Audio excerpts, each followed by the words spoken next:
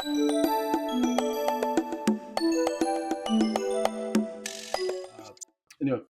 guys have three projects going on. I know it's funny because when I talked to you the other day, you said we're 300% ahead, and I'm thinking 300%, that's hot. But you've got three major projects that you guys are. Let's take them one by one, I guess, if we Yeah, could, yeah. with that. So you're getting a new barrel plating line, right? Number Right, two, right, right, yeah, right. right. What? Yeah. Started that up in Oh. at the end of December. Mm, So again, that was about a 6 month deal of implementation. Obviously, a longer timeline, but yeah. So that is what we call barrel two, and then we mm, took barrel one down, which is 2009 vintage.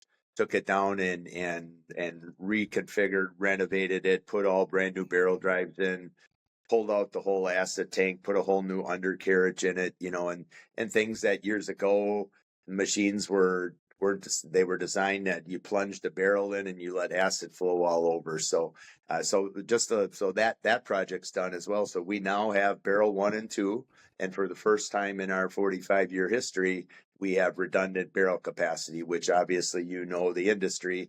You can't just have a one of something. It's tough, even from a downtime, busyness, or whatever. So yeah, that project is complete. The epoxy e-coat machine has started up production. That was also a 6 month. We mm, first picture I could show you is the crawler digging in the ground on January 3rd, and mm-hmm. last Tuesday, July 9th, right on schedule, we ran production. It's going to be, I mean, you will enjoy it when you see it. It's really Okay. cool because of where we put it in the building. It forced us to drop it into the ground. Mm, But by doing that, it's literally, you can walk up and look in the airplane. It's just super cool because it's right in front of you.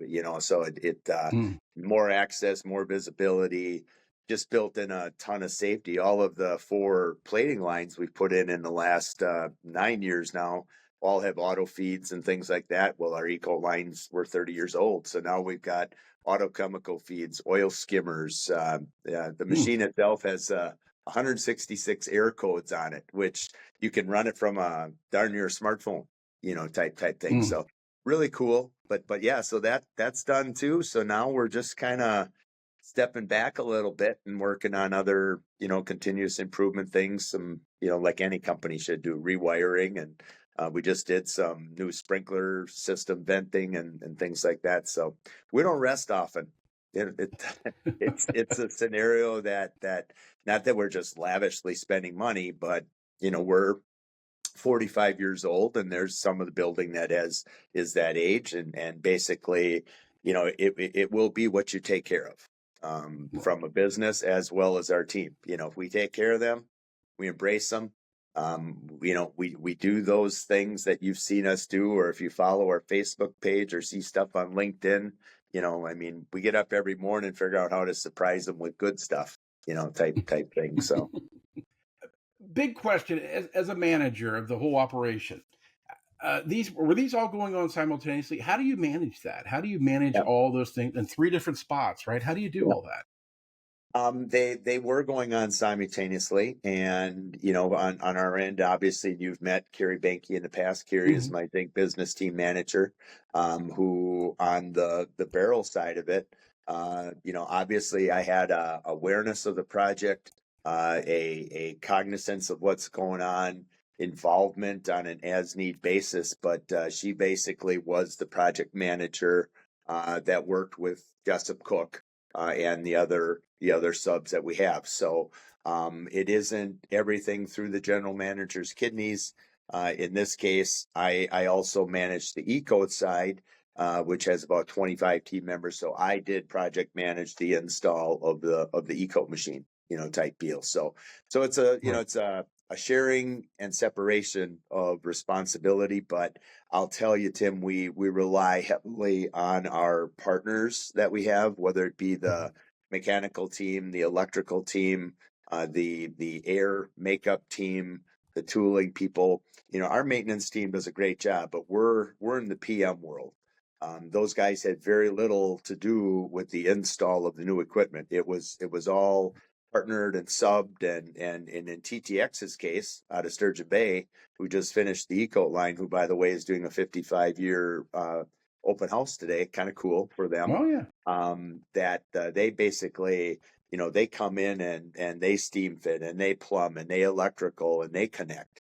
I needed to give them a chilled water line. I needed to give them an air compressor line. I needed to run electricity to the panel. But so it's a matter of those checklists and things like that. So yeah, they were all going on at the same time, and we started last July with Barrel 2, with that flooring being redone. So from last July to this July, it's been a good whirlwind. Not something that we couldn't find our butt with both hands. We had good plans, again, because we have worked with Jessup Cook in the past. This is our first new machine that we put in with TTX. The powder machine in 1998, before I was here, was a TTX machine, but nobody recollects it. But they're good at their game too. But the fact that we've done from 2015, 2018, 2022, 23 with Barrel 2, and now 24 with the Eco machine, we have a really good record on, whether it's excavating the ground, whether it's filling in the ground with our construction company, whether it's the floor people who come in and do the vinyl ester to protect it from chemical or whatever. So there's a pretty good recipe, is what I would say, for success. Right. Putting that together, yeah. Yep. The Barrel 1 line, you said 2009. That's not an old line, though. That's not an old No, line. But no. why'd you do it? Is it more so, getting everything connected together? What was the reason behind that then? Well, and when we got in there, and there were one of the biggest things that we found, and I mentioned that acid tank replacement, okay, and over the last 15 years, as the chemical had plunged over the sides, being retained and with wastewater, it basically had eroded the framework. Okay, so we were faced with the decision to say, hey, safety wise and operation wise, we can't run it that way for much longer. Is this the time in our history that we should look at? It's time to go into more capacity, because we had now redone 3 brand new rack plating lines, 2015, 18, and 22. So they were all done. So that was when a decision was made that, rather than trying to limp, it was put a new one in.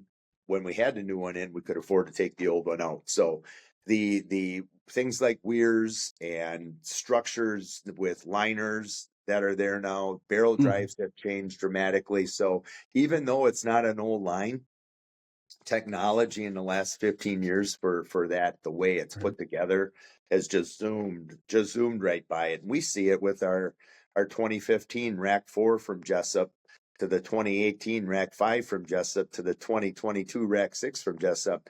Just even the controls and the way we're able to jog chemicals in with a button now, instead of having to dump. So it's just crazy how it has gone on. So yeah, it was bringing it up to speed. So we really have 2 new barrel lines is where we're going, and so far the customers that we have talked to, that we've always been a company that we just don't go out and say, well, bring us your work, and then we sit there and back up their lead time because, well, now we oversold.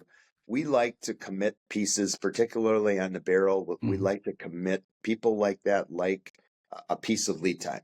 And if it was Pennington Incorporated and you had 20,000 pounds a week, you would want to know that you were, and we said, hey, if you can count on that, we'll count on that, and you'll get this lead time.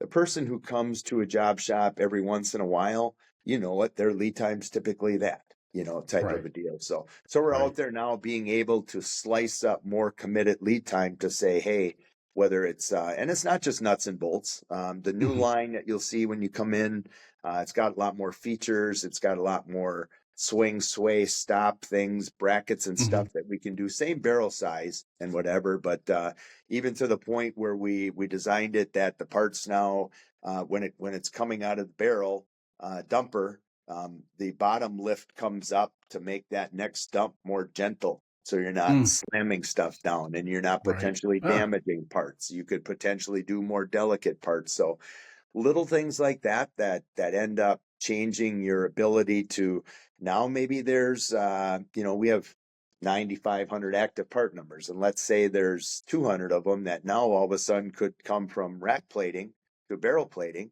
and help a customer that way type of a Right, deal. right, So kind right. of cool. Gotcha. Yeah. Yeah. I was gonna say, in the eco line. Well, first of all, let me ask you: for everything you're doing, did you have to expand the building at all, or did you just Nope. repurpose space? Just Just repurpose space. Yeah. just So purpose very space. Yeah. cool that when you come for the open house, there's a real good chance that either all of the old e-coat machine will be out or we'll Mm, be ripping it out as that happens. So again, what that does for us is we don't have any new machinery planned, but we may move some masking and some racking. We might put up some warehouse, right? We don't know. So it really is lean for us is hard because when you put a $5 million line in, it takes up a lot of room. Whereas a right. manufacturer might put a laser and a press and a wire bender together, stuff like that.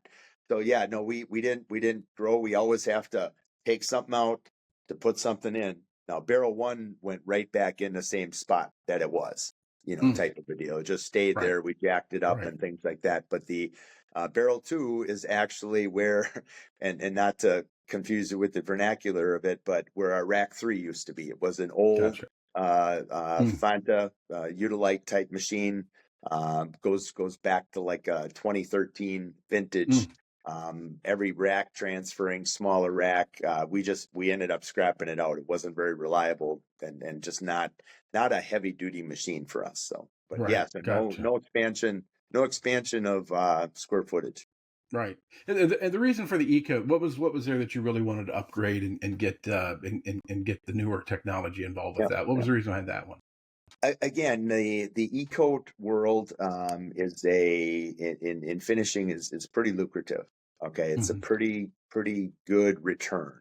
Um, the equipment was 30 years old, was our oldest asset, yet one of our highest called out orders, type of a deal. So when we look again at how long can you keep racing that same car when you're trying to be the champion, okay? So looking at it saying, we increased the rack size about 35%. So Mm, we can now go up to an 8 foot part. We added all mm, those features of the additional like the oil skimmer, the auto chemical ads. We put in tanks now so we can pump our cleaners out into tanks to look for parts instead of mhm, pumping the cleaners out and putting them in the wastewater. So our wastewater expenses will be better controlled. We were curing in our old oven at about 410 degrees. Right now, today we're at 360. We think we can go to 350. Phenomenal natural gas savings. Okay. right. So again, lots of things built in, but taking it that we now have a brand new machine with all those features, all those cost savings, but serving the market now for another, I would say, 25 years easy of Right. useful life. So, Right. but Right. again, looking ahead to the future, taking we've never wanted to be a company that I'm going to say runs a crippled machine. Right. Hmm. It's not what we've done, and the family's always been very supportive of letting us trade the car in before it started to nickel and dime you. Right. Yeah, I was going to say you've got owners that are pretty supportive of what you want to do, right? I Yep. mean, and I think I'm sure you have to explain everything, and you have to show ROI, and you have to show Sure. what this is going to do. Yep. But they've been very supportive about this over the years. I know a lot of companies, the owners, that's good money that they'd like to Yeah. stow away. But like I said, they Right. put the money back in, Right. which is something that it's a good partnership with you and them, and that you do show them that, and then they respond to it. Yeah, Correct. you don't see that often. I think that the Hmm. neat thing, and I've worked in for corporations before, and you don't have that local flavor. Okay, the fact that the Endries family started us here in Brillion, still lives here in Brillion. Okay, and the fact that when it's a little bit of the build it and able to come feel the dreams things. We've been able to prove to them all the way since 2009 when we put the first 60,000 square foot on the building, and then 65 more came in 2015, that every time we have invested, it's kind of like your 401k or the stock market. It may go like this, but we've Hmm. continued to go Right. like that. So again, the support there obviously, comes with the fact that our performance has We've said we're going to do something. They approve it, we do it, and it shows, type of a deal. But neat that you don't have to go through a real extensive, big corporate process and corporate vetting and whatever. Um, it's our own little playground, so to speak. Right. And again, that puts a lot of pressure on you and your team, right? I mean, you say this is what we think is going to happen. This is what we think is going to do. Mhm. And then you turn around, now you've got to produce, right? And your team has, it seems like they've done that continually over the years. Yeah. And again, we work hard. We have eight salary team members out of right now we're about 175. So again, that said, if you were doing ratios of stuff, that ratio of success has to be that the team gets it. Okay. So Mm, when they see the new machine going in, okay. So I got here about 10 after 7 this morning and it's 9:25. I haven't been on the floor yet. Okay. mm, But yet it's rocking and it's rolling and going to town. Okay. So again, when we say that puts a lot of pressure, I think when you give us the tools and the team gives the tools and they see what it is, that they understand that, hey, this is for us to perform. You know, right. we're not being asked to do something like MacGyver with a bunch of duct tape and rubber bands or stuff like that. So the fact that it is new and it's bright and it's safe. We had a customer tour yesterday who existing customer who was bought in another company and they're looking to assimilate them into their business and looking at them doing more work with us. And one of the first things the young guy, when he walked out, noticed the windows that we had put in the 2016 expansion. He's like, wow, that natural light is amazing. Okay. Mm, Just something as small as that those windows in that 60,000 square foot probably cost us about $20,000. Okay. mm, But here, our team, the feeling, I can see sun. I can't be out there, but I can see it. So again, little things like that we're investing in that along with the equipment that I don't really necessarily see it as pressure. I don't want to sound cliche, but it's basically it's like, hey, how can you not perform when you right. get all of the good stuff? Now, it's tough when you're trying to take a 20-year-old and get them to understand that, Right. type thing from nobody's ever asked me to be accountable before. Nobody's ever, asked me to lead on what I do, type of a deal. Everybody's Right. just always told me what to do, so that's what our constant journey, comes to. But yeah, Right. just Yeah. a very supportive family.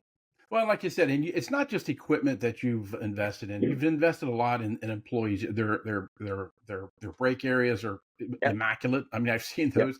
yep, You've taken care of their mental welfare with some break areas that if they yep. need to. I mean, that's top of mind for you too, right? Is Sure, to sure. invest in people as well. Yeah. Yeah, I mean, we talk about the we can't physically embrace them, but we can mentally embrace them. And from day Mm, one, when we sit orientation around this table, if we can get a team member who's come from another company who maybe never really had a cultural approach, if we can get them to 30 days and we can get them to want to come down Northway Drive every day and make this be a place they want to come to, when I get done with you and I go back out on the floor in an hour or so after that, I'm going to load my pickup truck up outside. We have a diaper drive going mm, on. There's a place called House of Hope in Green Bay. You'll see a Facebook hmm post on it yet this week, type deal, where it's for unwed mothers, and they mm, do a diaper Green Bay every year type of a deal. So mm, when we talk about we embrace them, what we also want to do is give them opportunities to never say this. We never want them to say, well, how's it going at professional plating? Oh, it's just a job. right. If we Right. give them reasons to be part of the community, new equipment, next week, Thursday, we have our annual summer picnic. And Mm, the flags are out there for putting a tent on the patio already. So we'll have mm, barbecue and a speaker, swag T-shirt. Everybody mm, gets a $25 gift card. So if we give them reasons to let the bad stuff out there and only think good here, then they obviously feel like they're more of the party and whatever, type thing. So they feel right. connected. And for Mhm, the first time in some of their lives, it's the first time they've ever been connected to anything, right. type thing. So, Right. so yeah, Yeah. I was gonna.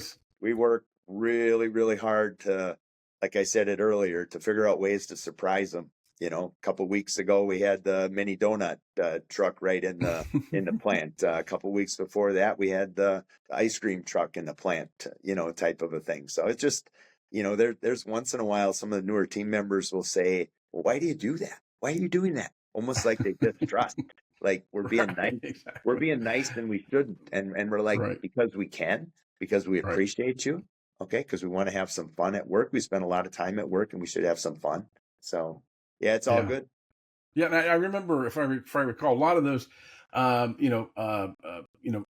voluntary things that you guys are doing, helping communities. A lot of those are self-driven by your employees who come to you with the ideas. You let them kind of decide what they're going to do, right? It's not like you're Yeah. telling them this is a charity. It's like they pick it Yep. out, don't Yep. they? I'll tell you, a story here and it might break me up Hmm. a little bit, but 2 weeks ago, we had one of our inspectors who lives in Green Bay called Jessica, powder coat manager, and said, "Hey," he said, "I got to leave work. I just got a message. My daughter's sick." So he gets there and she has headaches. They end up literally flying her to UW Health Children's Mm-hmm. Hospital in Madison, and ended up finding a tumor. Ended up having to do surgery. Well, obviously he's going to be off work for a while. This type of a deal, things like that. The team almost immediately started asking, "Hey, what can we do to help?" They put together and we've done it in extreme emergencies in the past. I'll start it off and say, here's a day of this, here's a day. He ended up getting 6 weeks donated paid time Mm. off from other team members so that he could be off of work with her, okay, during this particular period of time. Now, it's okay. They had to do the surgery. She's out. She's back home, learning some motor skills back and stuff like that. So, and then we also, as a company, separately, we just cut him $1,000 check Mm. for expenses. But Right. so Wow. the team, like you just said, it has, comes forward, for whether it Mm. be a Humane Society fundraiser or something like this, where we needed to take care of one of our own, so to speak. So Right. Yeah. pretty cool story. Yeah, I was gonna say, like, it's Yep, not just a job, right? It's not. that's You it. don't want to That's it. be. You got it. That's when you're gonna lose people if they think it's just a Yeah, job with that. yeah, And yeah. and and have you had to add people for these new lines, or has it been pretty much No, the current ones you've got? we basically have, like, for the e-coat machine right now, Hmm. we're still running the old on second shift. We're running the new on first, but it's a transfer of team members. So we are, like I said, 175 now. That's probably pretty close to where we were last year. Obviously, the again in this case is if it took 4 rackers to rack on the old machine, we'll do the new machine with 4, but the rack's even bigger. So we're pretty. I don't foresee us, getting back to that 200 level. I think a couple of years ago we were at like 200, and I think we've gotten that much better from a productivity efficiency standpoint of view when you Hmm. look at it, because we actually have more equipment running now than we did then, and at one point we were 200. So kind of a neat, in this marketplace. Obviously, you can't just employ to employ. You got to be employed to be efficient. You know. Right. Yeah. I was gonna say, it's so funny. I feel the excitement in you, and I'm sure everybody else. When you're getting this, it's like Christmas morning, right? You unwrap this and you watch it Yep. work, this equipment, and it's efficient, right? It's Yep. about as efficient as you can possibly get, and the throughput is higher, and Mhm.